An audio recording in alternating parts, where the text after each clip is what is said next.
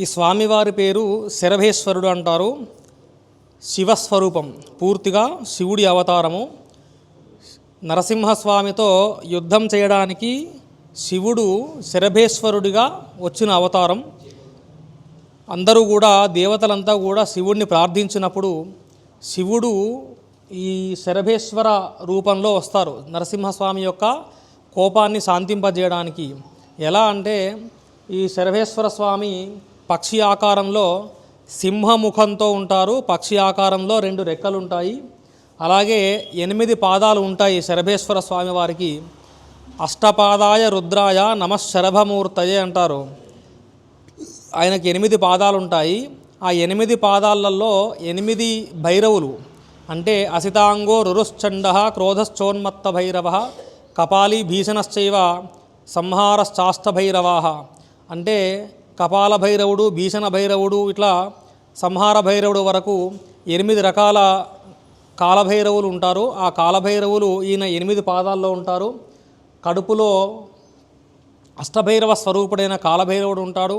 ఒక నేత్రం అగ్ని నేత్రము, ఒక నేత్రం లక్ష్మీ నేత్రంగా ఉంటారు స్వామివారు. ఒక రెక్కలో ప్రత్యంగిరాదేవి, ఒక రెక్కలో దుర్గాదేవితో ఈ స్వామివారు నరసింహస్వామి మీద యుద్ధానికి వెళ్తారు. నరసింహస్వామితో 40 రోజులు యుద్ధం చేసిన తర్వాత నరసింహస్వామి ఈయనతో యుద్ధం చేయలేక ఇంకా శాంతించి అప్పుడు ఆయన శాంతంగా ఉంటారు. అలా వచ్చిన అవతారమే ఈ శరభేశ్వర అవతారము. అయితే ఈ శరభేశ్వర స్వామి యొక్క మహత్యం ఏంటంటే శరభేశ్వర స్వామికి ఎవరైనా కూడా పూజలు చేసుకోవచ్చు. ఇంట్లో కూడా శరభేశ్వర స్వామి ఫోటో పెట్టుకొని ప్రతినిత్యం లేదంటే వారానికి ఒకసారైనా అష్టోత్తరం, కవచం, స్తోత్రం ఇలాంటివి చదువుకోవచ్చు. అయితే మన దేవాలయంలో ఈ స్వామివారికి ప్రతి ఆదివారం సాయంకాలం 4:30కి రాహుకాలంలో శరభేశ్వర హోమం అనేది చేస్తారు.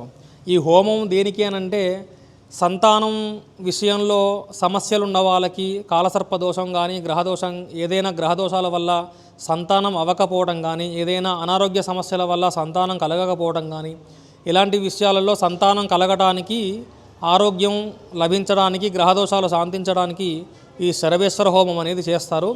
అలాగే వివాహం విషయంలో కూడా కుజదోషం వల్ల ఇబ్బంది పడుతున్న వాళ్ళకి కానీ లేదా ఇతర ఏదైనా కారణాల వల్ల, ఆటంకాల వల్ల వివాహం ఆలస్యం అవుతున్న వాళ్ళకి వివాహ యోగం తొందరగా లభించడానికి ఈ శరభేశ్వర హోమం అనేది ప్రతి ఆదివారం జరుగుతుంది.